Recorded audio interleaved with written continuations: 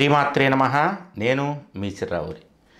ఈ మధ్యకాలంలో ఎప్పుడైతే అమెరికాకి కొత్త అధ్యక్షుడు ఎన్నికయ్యారో అప్పటి నుంచి మన వాళ్ళకు ఒక భయం పట్టుకుంది. ఆయన అధ్యక్షుడైన తర్వాత మన ఉద్యోగాలని కూడా పీకేస్తాడు, లేదా H1 వీసాలు H1B వీసాలు ఉంటాయి సార్, ఆ వీసాలని రద్దు చేసేస్తాడు, మనల్ని అమెరికాలో అడుగు పెట్టకుండా చేసేస్తాడు అనేటటువంటి భయం పెరిగిపోయింది.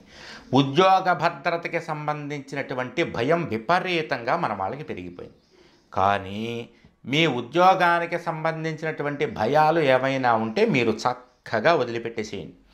నేను చెప్పబోయేటటువంటి పరిహారాన్ని కనుక మీరు పాటించారంటే ఉద్యోగ సంబంధమైనటువంటి ఇబ్బందులు, చికాకులు అన్నీ కూడా తొలగిపోయి మీరు అమెరికాలోనే చక్కగా ఉద్యోగం చేసుకుంటూ స్థిరపడడానికి మంచి అవకాశం కలుగుతుంది.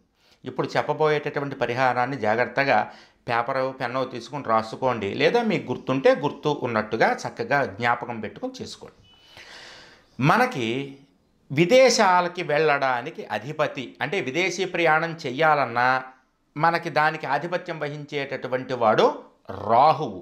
రాహువుకి అధిష్టాన దేవత దుర్గాదేవి. గుర్తుపెట్టుకోండి, దుర్గాదేవిని పక్కన పెట్టండి.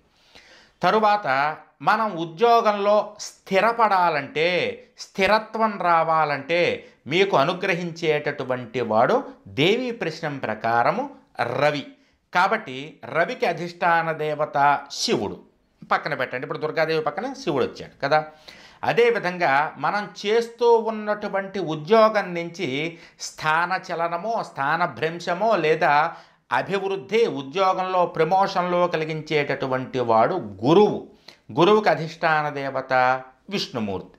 ఇప్పుడు దుర్గాదేవి, శివుడు పక్కన విష్ణుమూర్తిని పెట్టండి. అదేవిధంగా మనకి ఉద్యోగరీత్యా విపరీతమైనటువంటి విశేషమైనటువంటి యోగాన్ని ఇచ్చేటటువంటి వాడు రవి. రవికి అధిష్టాన దేవత శివుడు కదా. ఇప్పుడు మనకి దుర్గాదేవి, శివుడు, విష్ణుమూర్తి ఉన్నారు. అదేవిధంగా శత్రుపీడని కలిగించేటటువంటి వాడు, తొలగించేటటువంటి వాడు, మనకు ఉన్నటువంటి శత్రువులందరినీ కూడా దూరంగా విసిరి కొట్టేటటువంటి వాడు తోకతోటి. ఎవరు? ఆంజనేయ స్వామి. ఆంజనేయ స్వామికి అధిష్టాన దేవత ఎవరు? శివుడు కదా. శివుడు అక్కడ ఉన్నాడు ఆల్రెడీ. కాబట్టి ఇప్పుడు ఏం చేస్తారంటే ఆంజనేయ స్వామి వారిని కూడా పక్కన పెట్టండి. ఇప్పుడు మనకి దుర్గాదేవి, తర్వాత శివుడు, విష్ణుమూర్తి, ఆంజనేయ స్వామి వచ్చారు. ఈ నలుగురు దేవతల్ని భక్తిగా ఆరాధన చేసుకోండి. వీలైతే కనుక శివపార్వతులు ఉన్నటువంటి ఫోటో దగ్గర పెట్టుకోండి. అదేవిధంగా విష్ణుమూర్తి ఉన్నటువంటి ఫోటో, లక్ష్మీదేవితో కలిసి ఉన్నటువంటి ఫోటో ఒకటి దగ్గర పెట్టుకోండి. పంచముఖ ఆంజనేయ స్వామి వారి యొక్క ఫోటో ఒకటి దగ్గర పెట్టుకోండి. పెట్టుకుని ప్రతిరోజు కూడా వీరికి దీపారాధన చేసుకోండి. ధూపం చూపించండి. సాంబ్రాణి ధూపం వెలిగించండి. ఇదివరకులా సాంబ్రాణి అంటే అది ముద్ద తెచ్చి కొట్టి బొగ్గుల్ని కాల్చి దాని మీద వేయాల్సిన పనేం లేదు. ఇప్పుడంతా కూడా పూజా షోర్స్లో కప్పులు లాంటివి దొరుకుతున్నాయి, సాంబ్రాణి కప్పులు. అది వెలిగిస్తే చాలా అందులో సాంబ్రాణి పొగ వచ్చేస్తుంది. వెయ్యండి. వీళ్ళు నలుగురు అయిపోయారు కదా దేవతలు. తరువాత మీరు చేయాల్సినటువంటిది మీ ఇలవేల్పు దేవత. ఎందుకంటే ఇలవేల్పు దేవతను మీరు మర్చిపోవడం వల్లనే ఉద్యోగరీత్యా ఇబ్బందులు కలుగుతున్నాయి. మీ ఇలవేల్పు దేవత ఎవరో తెలుసుకోండి. ఇంటి దేవుడు.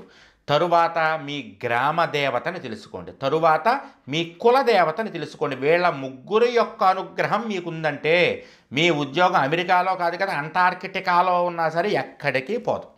కాబట్టి కులదేవత యంత్రం మీద ప్రతిరోజు కూడా ఒక ఎరుపు రంగు పుష్పం, ఒక తెలుపు రంగు పుష్పం పెట్టండి. గ్రామ దేవతని, ఇలవేల్పు దేవతని కూడా తలుచుకుని 2 అక్షతలు వేయండి. కుంకుమ కలిపినటువంటి అక్షతలు, కుంకుమ ఆవు నెయ్యి కలిపినటువంటి బియ్యంలో కలిపితే ఆ కుంకుమ అక్షతలు అంటారు. ఆ కుంకుమ అక్షతలు కులదేవతా యంత్రం మీద వేయండి. రాబోయేటటువంటి అమావాస్య మౌని అమావాస్య. ఆ రోజున అత్యంత భక్తి శ్రద్ధలతో ఈ నలుగురు దేవతల ఫోటోలు పెట్టుకుని, అదేవిధంగా కులదేవతా యంత్రమూలాన్ని పెట్టుకుని చక్కగా మీ కులదేవత, గ్రామదేవత, ఇలవేల్పు దేవత, ఉద్యోగ దేవత, ప్రయాణ దేవత, స్థిరత్వ దేవత, అభివృద్ధి దేవత, వీళ్ళందరినీ కూడా తెలుసుకుని, వీళ్ళందరూ ఎవరో కాదు, నేను ఇప్పుడు అందరూ లైన్లో చెప్పాను కదా, వీళ్ళకి చెరుకు రసం నైవేద్యం పెట్టండి. వీలైతే చెరుకు రసం దొరికిందంటే చెరుకు రసం, లేకపోతే బెల్లం పానకం కాస్త మిరియాలు వేసి కొంచెం శొంఠి పొడి వేసి లేదా అల్లం రసం వేసి ఆ పానకంలో నైవేద్యం పెడుతూ ఉండండి. ప్రతిరోజు పెట్టండి.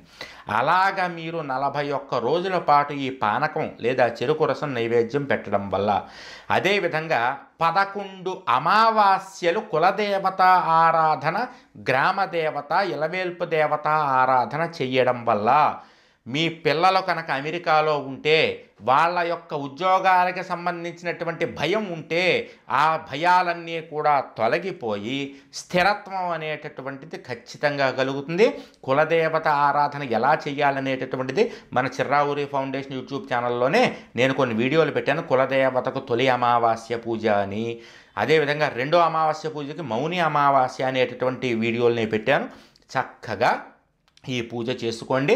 అదేవిధంగా మీ పిల్లల నక్షత్రం ఏదో మీకు తెలుసు కదా. ఒకవేళ తెలియకపోతే తెలుసుకుని నేను నక్షత్రాలన్నిటికీ కూడా పరిహారాలను పెట్టాను. ఏ పరిహారం పాటిస్తే వాళ్ళకి ఎటువంటి విశేషం జరుగుతుందని అన్ని వీడియోలు మన ఈ ఛానల్లోనే ఉంటాయి. చక్కగా నక్షత్రానికి సంబంధించినటువంటి పరిహారాలని పాటించండి. ఉద్యోగ విషయకంగా ఎటువంటి భయం పడాల్సినటువంటి అవసరం ఏమీ లేదో. జయం.